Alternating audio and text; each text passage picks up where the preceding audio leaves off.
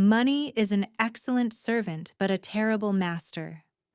Malik was a blacksmith. He worked with his own hands day after day, transforming raw metal into beautiful and deadly blades. He wasn't rich, but he was respected. His swords had a soul. They were used by warriors who trusted their lives to them. And that meant everything to him. Until one day, a merchant appeared, finely dressed, with a sharp smile. He made a dazzling offer. Leave this forge. Work with me. Jewelry, ornaments, gold.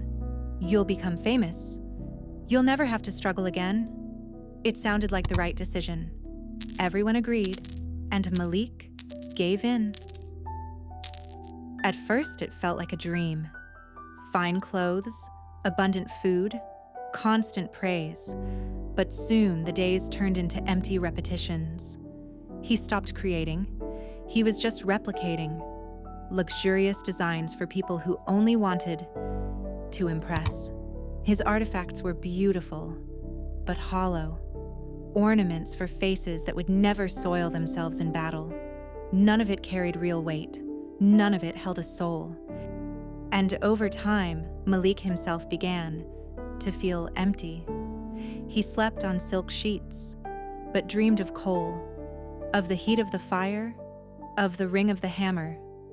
One night, he couldn't sleep anymore. That soft silence, full of comfort, hurt more than any callous from the past. So he got up, walked aimlessly, and his steps led him back. There it was, the old forge, abandoned, covered in dust and memories. But someone was there, a child, trying with effort and crooked wood to make their own sword. Malik approached. He took the wood, examined it, and for the first time in years, he smiled.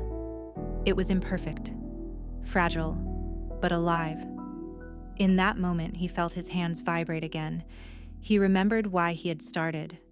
As he helped the boy, he whispered, almost like confessing a secret, "The gold bought my body, but cost me my soul. The money was a good servant. But when it became my master, I became a slave." The next day, the forge came back to life. The flames flickered, timidly, but steadily. Malik no longer had a palace, or gold, or invitations to parties. But when he finished his first sword in years, he handed it to a young warrior and simply said, "This can protect you." And nothing else needed to be said. Some relatives said he had gone mad. Old friends whispered it was a waste of talent. They saw the soot on his face, the heat of the furnace, the worn floor. But they didn't see the spark in his eyes. They didn't hear the light laughter that emerged when the steel took shape. They didn't understand why there, with so little, he seemed to have everything. Some might call Malik foolish, but there's a quiet wisdom in those who choose to live with purpose, even if it costs them the world's applause. As an ancient Persian proverb says, "Better a loaf of bread in peace than a banquet in war with the soul." Malik's story is our story. We live in a time where status is confused with value, where possessing things matters more than belonging, where we accumulate but still feel empty. Malik believed that comfort would be enough. Maybe you've believed that too, that a better job would fix everything, that the car, the apartment, the recognition would be enough. But like Malik, many only realize, too late, that success outside can't fill the silence inside.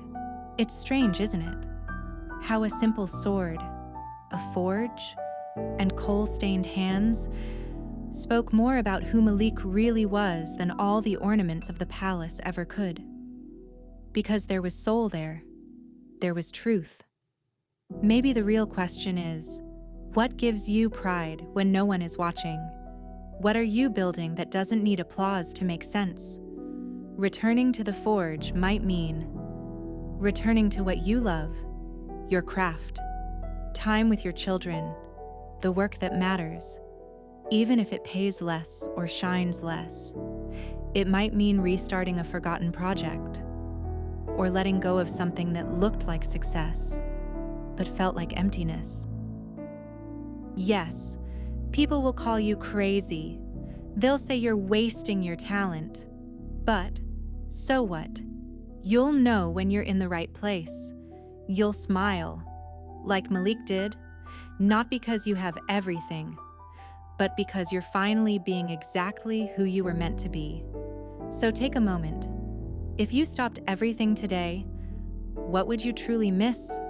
Are you building something that makes sense, even in silence? I know these are hard questions, but maybe what we need most isn't more comfort, it's more truth. And sometimes, when everything feels like it's falling apart, we finally find the right pieces to build something real. This channel isn't just here to tell stories, it's here to remind you, with kindness and clarity, that there is another path, and you can start walking it today. If this story touched something deep in you, don't keep it to yourself. Like, subscribe, and share it with someone who needs to hear this today. And check the pinned comment. There's a free gift waiting for you. A mini ebook with stories and simple practices to calm anxiety, find focus, and reconnect with what truly matters. It's free, and it might be your first step back to your own forge. The choice is yours. But remember, money is an excellent servant and a terrible master. Let it stay in your hands, not in your heart. Thank you for being here.